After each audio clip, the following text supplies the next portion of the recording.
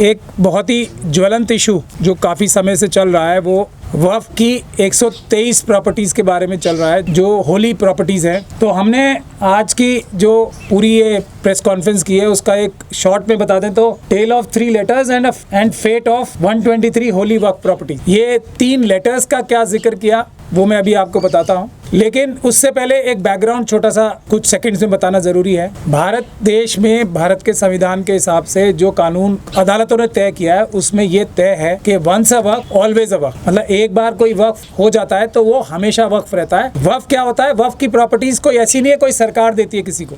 वक्फ की प्रॉपर्टीज वो होती हैं जो मुस्लिम कम्युनिटी के लोग डेडिकेट करते हैं अल्लाह के लिए, कोई अच्छे कॉज के लिए, सोशल वर्क के लिए, मस्जिद बनाने के लिए, बेवाओं के लिए, अनाथों के लिए या किसी को पानी पिलाने के लिए, सबील बनाने के लिए, वो वक्फ प्रॉपर्टी होती है। ये प्रॉपर्टी कोई मुस्लिम कम्युनिटी का व्यक्ति अल्लाह की राह में देता है उसको, that is what is called waqf property. One properties which are dedicated by people belonging to Muslim community following the religion of Islam and dedicating certain properties to Allah almighty, that is waqf property. Government doesn't give or can take away waqf property, that is the law of the land। तो ये 123 properties जो थी, एक बर्नी committee हुई थी 1979 में, उन्होंने ये एक फाइंडिंग सरकार ने ली थी उनसे कि दिल्ली में बहुत सारी हजारों वक्फ प्रॉपर्टीज हैं। उसमें से कुछ प्रॉपर्टीज ऐसी थी जो कि रोजमर्रा के इस्तेमाल में आ रही थी, कुछ प्रॉपर्टीज ऐसी थी जो कि रोजमर्रा तो नहीं लेकिन फिर भी रेगुलरली इस्तेमाल में आ रही थी, कुछ प्रॉपर्टीज ऐसी थी जो बिल्कुल ही इस्तेमाल में नहीं आ रही थी। तो बर्नी कमेटी ने यह कहा कि जो प्रॉपर्टीज बिल्कुल भी इस्तेमाल में नहीं आ रही उनको सरकार ले ले। हालांकि कानून इसके खिलाफ है, सरकार ले ही नहीं सकती। तो एक तो आपके दर्शकों को यह समझना जरूरी है कि कोई भी प्रॉपर्टी कभी भी वक्फ प्रॉपर्टीज किसी भी सरकार ने नहीं दी है, बल्कि बर्नी कमेटी के जरिए कुछ वक्फ की प्रॉपर्टीज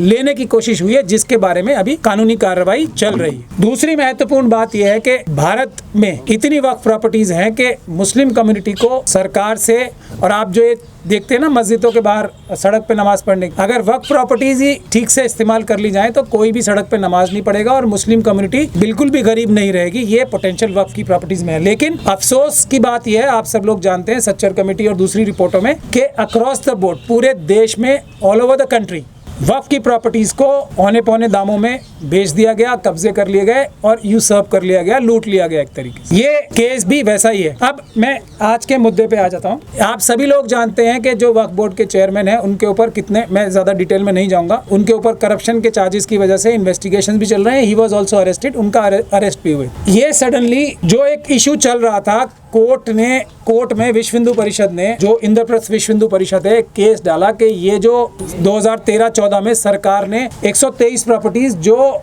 सरकार ने अपने कब्जे में ले ली थी किसी तरीके से, या कब्जा दिखाने की कोशिश हो रही थी, वो जो नोटिफिकेशन जारी करके वापस किया है वो गलत किया है। यानी कि वक्फ की प्रॉपर्टीज जो मुस्लिम कम्युनिटी की थी वो सरकार ने ले रखी थी, वो जो वापस किया है वो गलत किया है। ये एक केस विश्व हिंदू परिषद ने डाला था कि ये प्रॉपर्टीज जो है सरकारी ही रहनी चाहिए। तो इस केस में रिट पिटीशन डिस्पोज ऑफ हुई थी और उसमें यह कहा था हाईकोर्ट ने, दिल्ली हाईकोर्ट ने, कि सरकार जो है इसका फैसला करे सभी पक्षों से बात करके। सरकार ने क्या किया? सरकार ने पहले एक मेंबर और उसके बाद 2 मेंबर कमेटी बनाई जिसका मैंडेट ये था कि वो सभी पक्षों से बात करके और इस पे फैसला करे कि सरकार ने क्या फैसला लेना। ये सब चीजें 2021-22 से चल रही हैं। 8 फरवरी 2023 को एक डिप्टी LND जो हैं देश के, उन्होंने एक चिट्ठी जारी करके ये बोला कि हमने वक्फ बोर्ड का क्लेम इसमें से हटा दिया इन प्रॉपर्टी में से। यानी कि क्यों हटा दिया? उसकी एक ही वजह दी थी सिर्फ, और वो एक वजह है और कोई वजह नहीं कि वक्फ बोर्ड का क्लेम है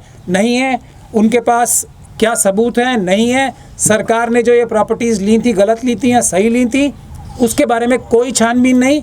सिर्फ एक पॉइंट पे ये खारिज कर दी गई बात कि वक्फ बोर्ड ने नोटिस देने के बावजूद भी कोई पैरवी नहीं की, अपना पक्ष ही नहीं बचाया। अमानतुल्लाह साहब उस वक्त वक्फ बोर्ड के चेयरमैन थे और उनके ऊपर जो ये केसेस में एलिगेशंस लगे हैं वो ये लगे हैं कि वो अपने अलावा किसी की नहीं सुनते। उनके 1-2 साथी हैं वक्फ बोर्ड में और एक उनकी कोठरी है, उनके कहने से कानून को तोड़कर, यही इल्ज़ाम है उनके ऊपर।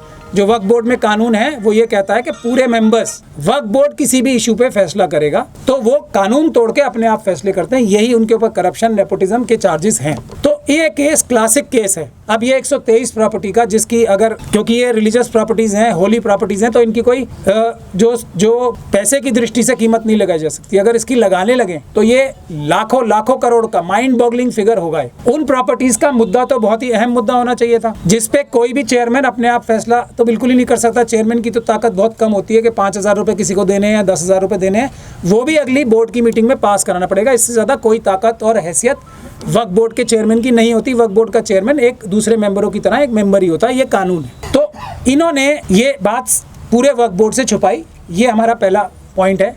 और जो इनके लेटर से भी पता लगता है कि ये पूरी कार्रवाई जो चल रही थी 123 प्रॉपर्टीज़ की, जिसमें इतना सीरियस मुद्दा था, ये 123 प्रॉपर्टीज़ छीनने की नौबत आ सकती थी, उसके बारे में वक्फ बोर्ड से कोई भी बात ही नहीं की, किसी को इनके अलावा पता ही नहीं। ये एक इनके अपने लेटर से तस्लीम होता है। इसीलिए मैंने 3 लेटर्स आपको जो लो दिए हैं उसमें लगाए हैं। पहला लेटर है LNDO का, जो 8 फरवरी 2023 का है, जिससे ये पब्लिक में बात आ गई। हम सब लोग जो अंजुमन हैदरी के लोग हैं और दूसरे लोग हैं जो वक्फ के लिए लड़ाई करते हैं और वक्फ के मुतवल्ली हैं, मुतवल्ली भी वक्फ बोर्ड का हिस्सा ही होते हैं, वक्फ बोर्ड का ही काम करते हैं। वक्फ बोर्ड के एक्ट में जो लिखा है, वक्फ के एक्ट में, उसी को पूरा करने के लिए मुतवल्ली भी एक इंस्टीट्यूशन है। तो ये मुतवल्लियों के तो एकदम हाथ से, जिसको कहते हैं ना, एक मिसाल देके तोते उड़ गए, ये क्या हो गया। और वो कब पता लगा इन्हें, जब 17 तारीख को अमानतुल्लाह साहब ने अपने ट्विटर हैंडल से ये लेटर, जो जवाबी लेटर है, 17 फरवरी 2023 को, ये सब लोग एकदम शौक में आ गए, सख्ते में आ गए। ये जो लेटर था, अगर आप पढ़ेंगे तो इससे साफ जाहिर होता है कि ये अपनी जो चोरी थी उसको छुपाने के लिए ये काम किया गया है। और इन्होंने ना वक्फ बोर्ड को बताया था, और एक लेम एक्सक्यूज़ ये दी कि हमने हाई कोर्ट में एक केस डाल रखा है इस 2 मेंबर कमेटी को ख़त्म करने के लिए। उसमें एडमिटेड केस है उनका, चेयरमैन साहब के लेटर में ही लिखा है कि कोई स्टे नहीं मिला था। अब आप लोग सब इतनी समझ तो रखते हैं, अगर किसी केस में स्टे नहीं मिला और आपने प्रोसीडिंग में भी हिस्सा नहीं लिया तो आप वो प्रोसीडिंग में हारोगे ही हारोगे, और वही हुआ है। तो ये ऐसा लगता है साफ तौर पे कि ये मिली भगत से हुआ है। उसके बाद 18 तारीख को जो नईम फातिमा मेंबर हैं, एक शिया मेंबर हैं दिल्ली वक्फ बोर्ड में, उन्होंने एक चिट्ठी लिख के LNDO को ये बताया कि हम लोगों ने मेंबर, वक्फ बोर्ड ने अगर दिए या नहीं दिए वो एक अलग बात है, लेकिन हम मुतवल्ली हैं, हम भी तो वक्फ बोर्ड हैं, हमने आपको ये जवाब भी दिए थे, प्रोसीडिंग में पार्टिसिपेट भी किया था, 2 मेंबर में भी, 1 मेंबर में भी, और हमने अपने सारे सबूत दिए थे कि ये वक्फ की प्रॉपर्टीज़ हैं, और इसमें हमने पार्टिसिपेट भी करने की कोशिश की थी। लेकिन कई हियरिंग्स हुई, उसमें हर बार डेट इसलिए लगती थी कि हम लोग जाते थे और DDA और LNDO कोई भी कागज़, कोई भी सबूत पेश नहीं कर पाते थे इस बात का कि ये वक्फ की लैंड नहीं है। इसलिए कई हियरिंग्स लगी। तो हमने ये लेटर लिखा है कि हमारे पीछे ये फैसला हुआ है, और जो ये एक्सरसाइज है ये किसी बड़ी साजिश का हिस्सा है। ये मैं लीगल पॉइंट आपको बताना चाहता था।